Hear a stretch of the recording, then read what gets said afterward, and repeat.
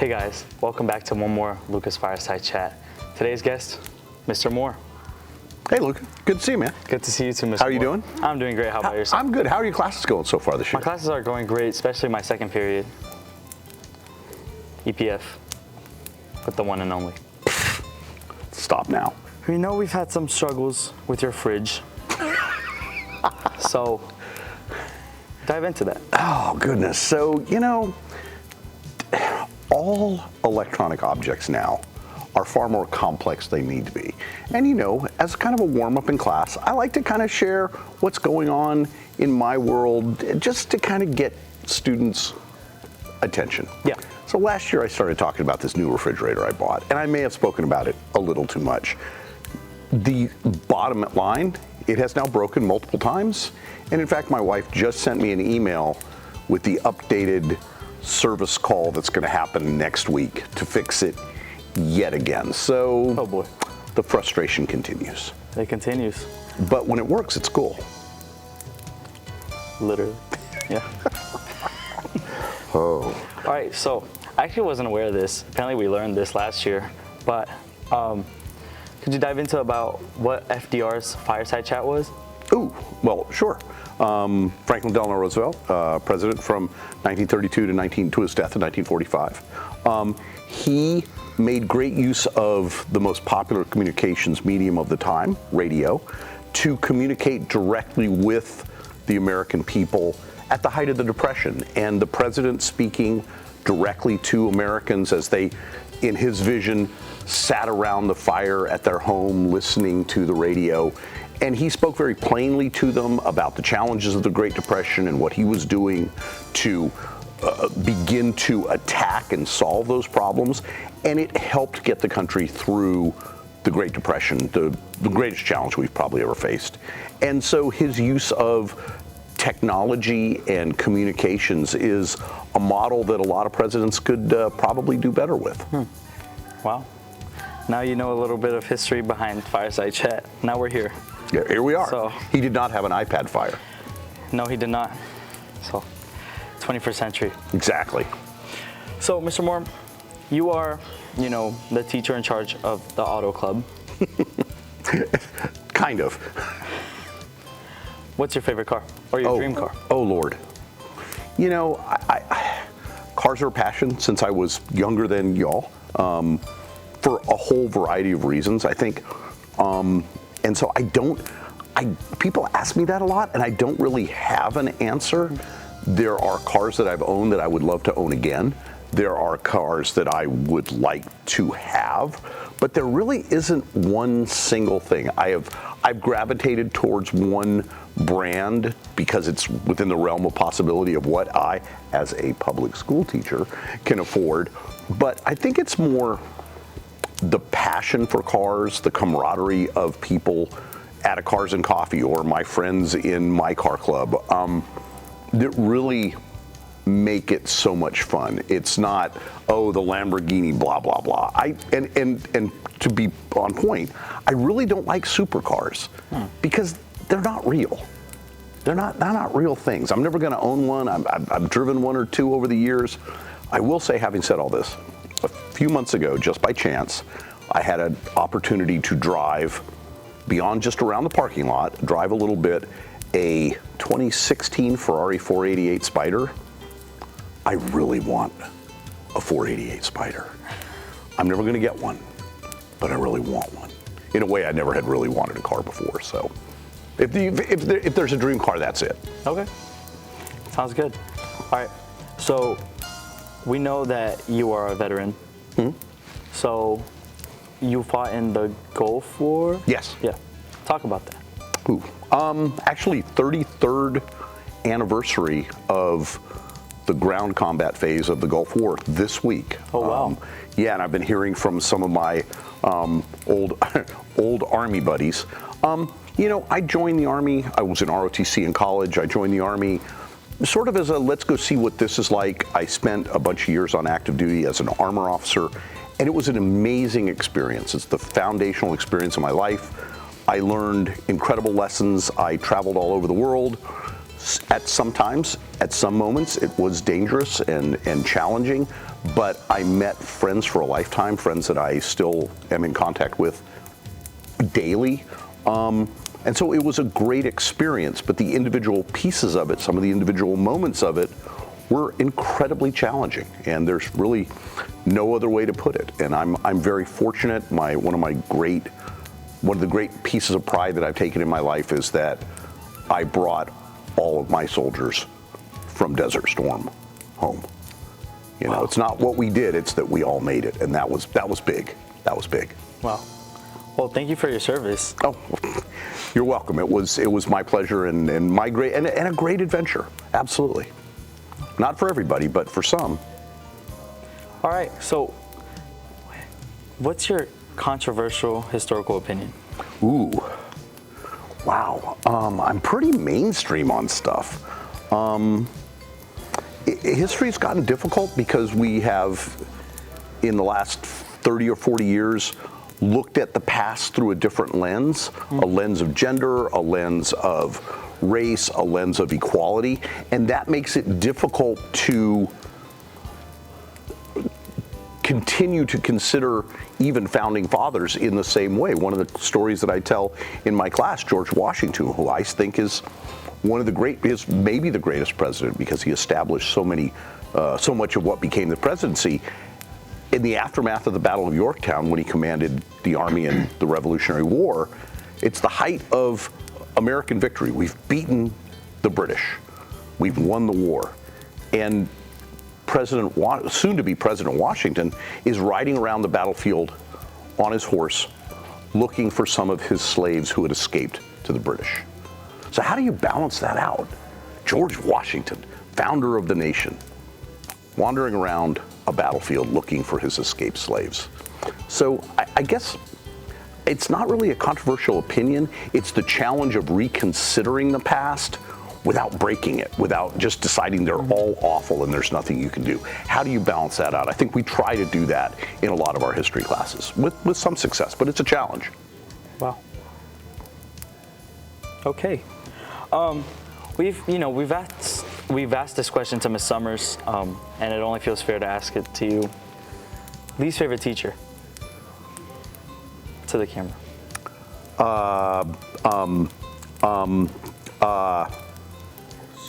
A least favorite, like the teacher that I dislike the most? Yes. That's not going to happen.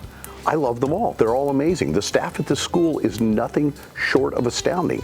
Now, I will say, 25 years ago at Fuquay High School, when I first started, there were a couple of teachers I really didn't like much, but their names have been lost to history. Okay. Well, least favorite student? Russo. I thought we all didn't. Oh, no. Oh, least. Least. I thought you said favorite. I'm sorry. Do you have a least favorite student? No. No? No, you're all amazing in your own ways. Some of you a little more frustrating than others, but you're all amazing in your own ways. Wow. If you could sit down at a dinner with anybody ever, okay, who would your 4 people be? Okay, Rousseau. Theodore Roosevelt. We know this. I'm obsessed. But then there wouldn't be anybody else because he would just talk the entire time. As someone once said of him, he was the bride at every wedding and the corpse at every funeral. I think Roosevelt. There is a famous American Army officer, General Creighton Abrams, who is a hero of mine, who I would love to talk to. Joshua Chamberlain, who commanded the 20th Maine at Gettysburg and probably saved the Union.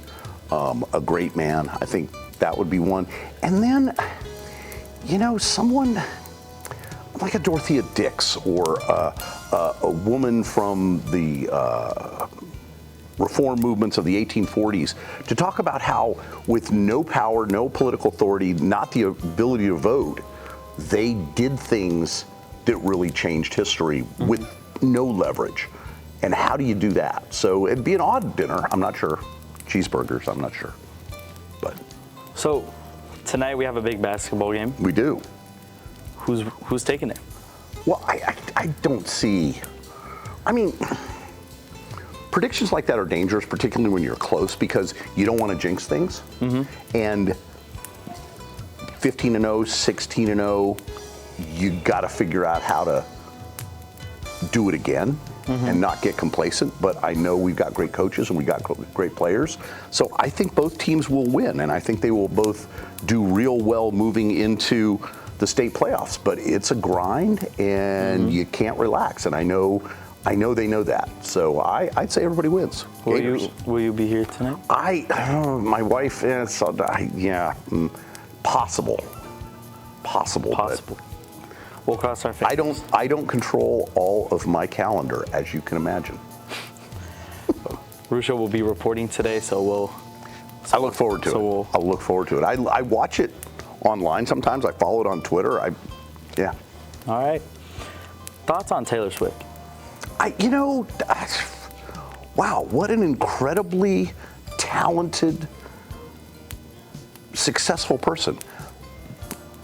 And I wish the best for she and Travis. I fear that he will be the subject of an entire album, or maybe like a double album at some point. But I couldn't name a Taylor Swift song if I had to. You got to shake that off. My email just exploded with people sending me Taylor Swift songs. Don't do that. So you're pretty involved in Green Level, right? Like you've been here since sort of the beginning. Sort of the beginning, yeah. What's a funny story that you can remember? Well, I actually told the story the other day. When I got here in December, just as the school was kind of getting, but and there's only freshmen and sophomores, so there's only about 500 students. But most of them didn't, I don't know that they really wanted to be here. They were still, I was at PC, I was at Green Hope, I was at Apex. There were kids still wearing Green Hope, and PC sweatshirts, and the school wasn't really one. And then one night, sometime in, December or January, in the parking lot at a PC Green Hope basketball game, there was, I'm not going to call it a riot, but there was a huge fight. I don't know that there was actual fighting, but there was this huge disturbance fight in the parking lot at a Green Hope PC game, and I don't remember which school it was at.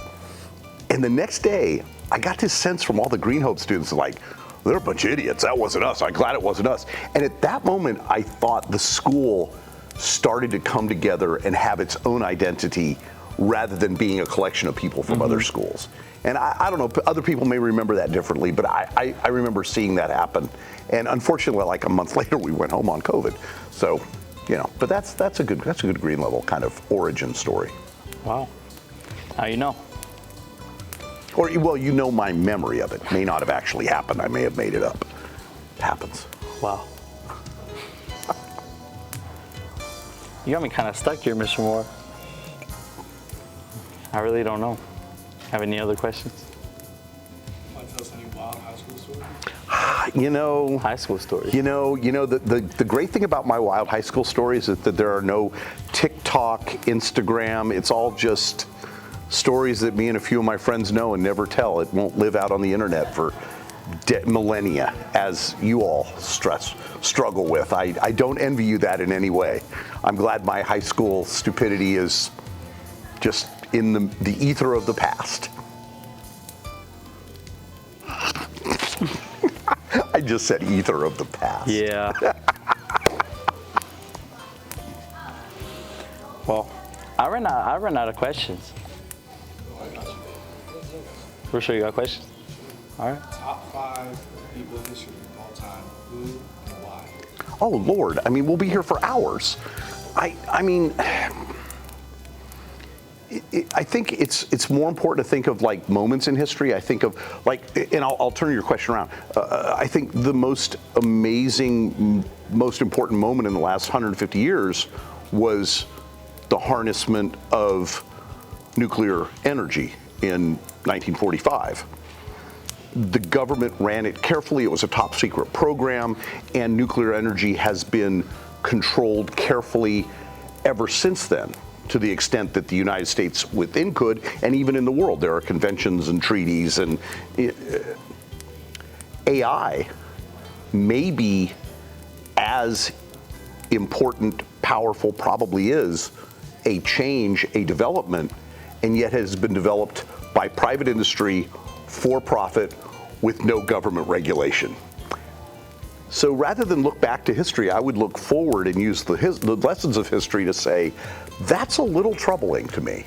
It's a little troubling to me, and I'm not sure. It needs tremendous regulation. It needs rules. It needs guardrails. And right now, it has none. Yeah. It has none, and that's a little scary. So on the topic of AI, today in class you were talking about how new AI and how it can be used in just other ways. Right.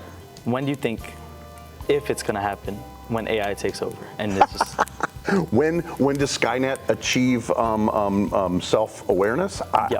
I think wasn't it like 2019? I don't remember the year from the movie.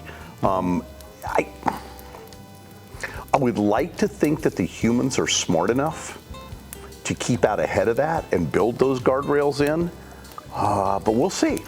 We'll see. Hopefully long after I'm gone, but you all will have an AI adventure for quite some time. Yeah, we will. Yes, you will. Oh yeah.